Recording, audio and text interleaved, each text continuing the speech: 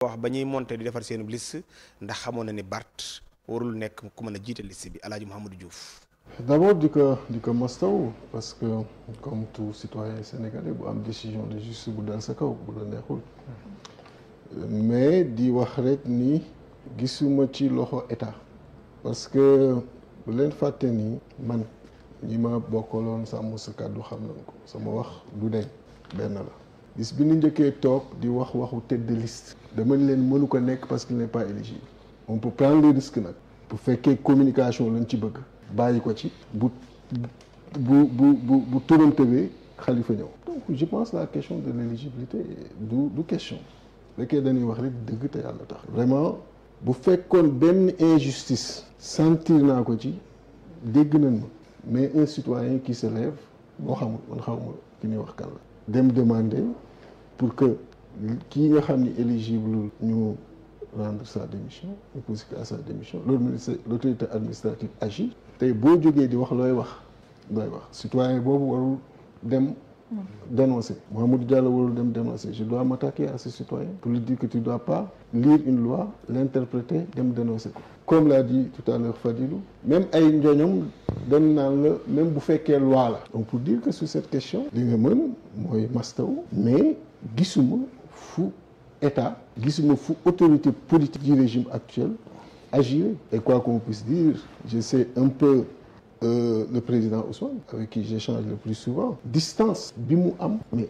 grande distance bi mu am avec la justice et je pense que ce qui s'est passé ci élection yi wane na ko en tant que candidat premier ministre du Sénégal ñu osé attaquer ce convoi ba ci indi ay blessés bi indi fi tollé boobu ça montre une distance que tu as avec la justice et vous l'avez suivi.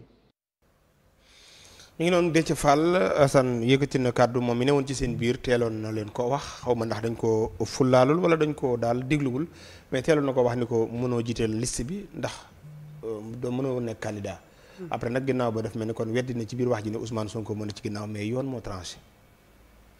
waaw am na solo xam nga Déthié Fall. ñu ngi koy ñaanal jàmm. bi muy wax loolu parti Limidias mënoo nekk ci liste bi booba dafa fekk parti dem wote ji bañ xamal ko ne ko mën ngaa wote képp ku mën a wote rek mën ngaa jiite liste foofu la parti sukkandiku woon pour ne mën naa jiite liste ndax booba kenn terewu ko mu def lenn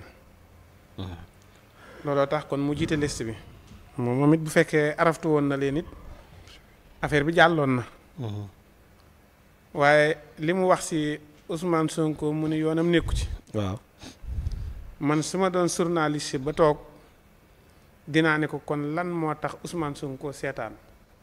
loolu tuddee seetaan. seetaan mooy ministre bi nga xamante ni Ousmane Sonko ko yilif taxaw di bind pour ñu génne parti Limidias ci mbir mi ndax kayit yooyu mooy li mu gis.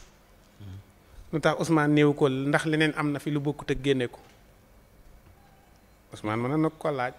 mais daf mel ni justice moo tranché de. waaw wax justice ku leen yilif.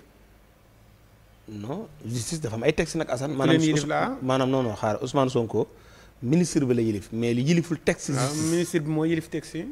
non mais.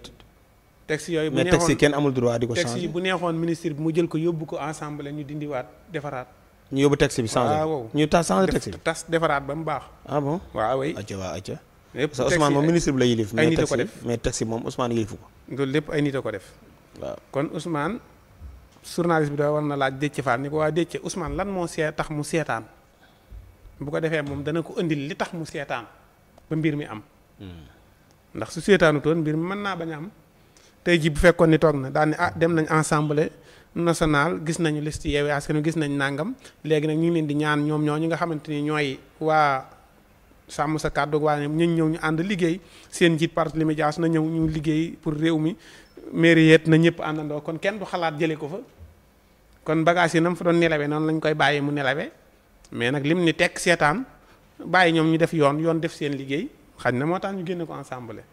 ok waaw kon nag mën nañ koo laaj moom Déthié lu tax Sonko seetaan.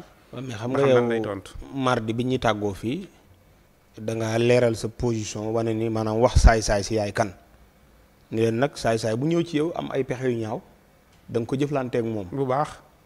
waaw loolu nga waxoon. waaw maa ko wax ba léegi. léegi nag Ousmane dafa dugg ci géew politique doomu ndeyam dugg ci géew politique doomu ndeyam ni ko bala maa bàyyi dama lay suul di nga ma suul wala ma suul la te sax dinaa la suul maanaam am yéeney suul ko léegi su boobaa su yoon àttee ci Bart mu nar a suul boppam est-ce que Ousmane dana jàpp may loxo ki ko nar a suul. non loolu ay réeróo yu sew sewaan na rek ay détails. ah mais ay wax la kat Assane. non ay détails la. dinaa la suul baare sa budget su ma gañee avion du naaw doo fay budget doo def nangam ba pare ni wax dinaa la suul. non loolu détail la rek. détail la wóor na yàlla détail la. loolu du dara loolu. la nga teg ko détail. non day détail rek dama xam ne Ousmane loolu defu ko muy dara mën nañ ko wax lu gën a garaaw loolu même parti mën nañ ko wax lu gën a garaaw loolu te teewut bu liggéey jotee pour réew mi dañuy liggéey pour réew mi ñi bi ñëwee toog gis ni seen intérêt mooy réew mi baax te parti li mu jaasi ngi defar réew mi dañ ko waroon a dooleel pour mu defar ko. ah bon waaw oui dooleel ko pour mu defar réew mi. ok mi ngi noonu Ndiogou lii daal mooy li nga xam ni moom la ñu dëccee wax mooy daal moom mi toogoon si